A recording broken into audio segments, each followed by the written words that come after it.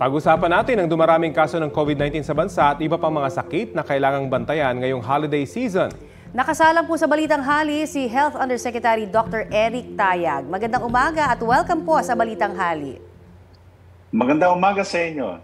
Okay, Yusek, kamusta po ang sitwasyon sa mga ospital dito sa Metro Manila? May ilan daw na full bed capacity dahil po sa tumataas na bilang daw ng COVID-19 patients. Una muna, sa December 2 hanggang December 11, nagtala po at nireport na ng Kagawaran ng Kalusugan na umabot na po sa 1,810 ang mga bagong kaso ng COVID. Ito po ay 260 new cases every day. Okay. At kung ikukumpara yan nung nakaraang linggo ay 100 cases lang every day. So tumaas po yan talaga.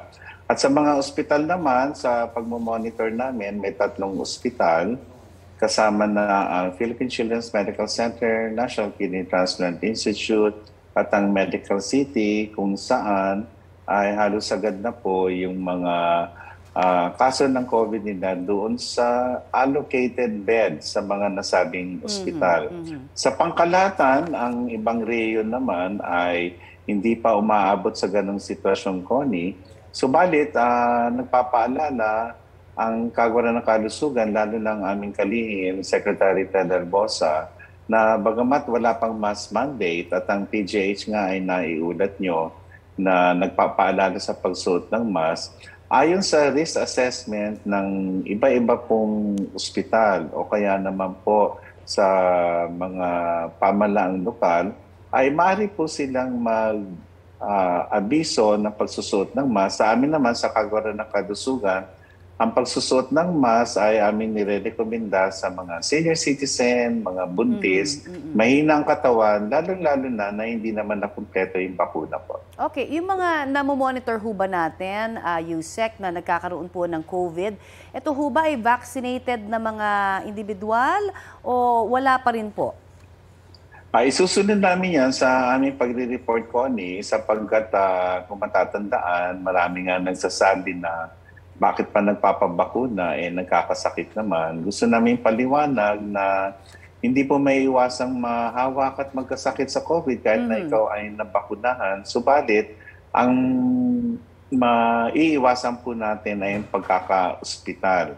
Yung mga na-ospital ay tinitingnan namin kung ano ang mga naging dahilan kung bakit sila na ospital, malamang sa hindi ay hindi kompleto yung bakuna. Subalit, hindi pa namin masabi yan sapagkat kinakalap pa namin ang mga impormasyon tungkol dyan, Connie. Okay, nabanggit ninyo kanina yung paghikayat pa rin na magsuot po ng face mask, no? Yung mga senior citizens at yung mga nasa vulnerable population po natin, pati yung halimbawa yung mga bata, hindi ba? Lalo na ngayon, ano? Sunod-sunod po ang mga Christmas party, mga get-togethers, hindi ba? So, magkakaroon ho ba tayo kaya ng direktiba mula po sa DOH ng mas mahigpit po na mga health protocols in the coming days?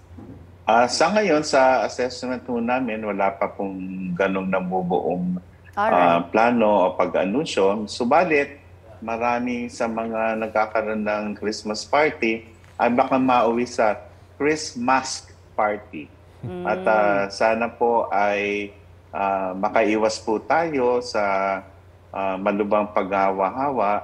Kaya ngayon may sakit, huwag na muna pong tumuloy sa mga mataong lugar o kaya naman magsuot po ng mask, mag-testing po para malaman natin kung kayo ay may COVID o iba pa pong kadahilanan kung bakit kayo may lagnat, inuubo o sinisipon.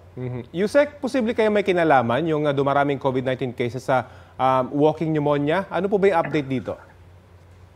Yung walking pneumonia ay na-report sa China. Nireport na rin namin noong isang linggo niya bilang patunay na hindi naman bago po iyan. Subalit, wala pa po tayong gaanong datos para sabihin na katulad yung sitwasyon natin sa China. Kaya nga inikayat po namin na yung mga sa ospital, kung hindi naman po COVID dyan, para malaman natin kung yan ay influenza virus o iba pa, katulad ng Mycoplasma pneumoniae, ay patest po natin at kung walang kakayahan, pwede mo ipadala sa RITM. Walang kinalaman sa ngayon sa walking pneumonia, subalit maaaring ang may kinalaman dahil sa marami sa atin ang na-restrict ang movement during the lockdown. So, hindi tayo nagkaroon ng sapat na immune boosting. Kaya ito po ang nangyayari. At yung paglabas po natin sa mataong lugar, lalo na Kapaskuhan, ay isa pong malaking dahilan kung bakit maaaring tumaas. Kaya lang, marami pa rin ang hindi nagpapatest, Rafi. Opo. Yusek, bakit to kaya tumatagal bago makarecover yung isang pasyente na nagkakaubot ng kaso ngayong amihan? Maraming ganyang kaso eh. Inaabot ng buwan yung iba na umuubo pa rin. Maaaring meron silang coexisting medical condition. Halimbawa, merong hika, kaya matagal yan. O kaya naman baka magsuspecha tayo na walking pneumonia kasi 3 hanggang 4 na linggo ay maaaring inuubo pa ang isang may walking pneumonia. Okay, sige po. Maraming salamat, Health Undersecretary Dr. Eric Tayag. Maraming salamat. Ingat po tayo parati. Kapuso, alamin ang maiinit na balita. Bisitahin at mag-subscribe sa GMA Integrated News sa YouTube. Sa mga kapuso abroad, samahan nyo kami sa GMA Pinoy TV at sa www.gmanews.tv.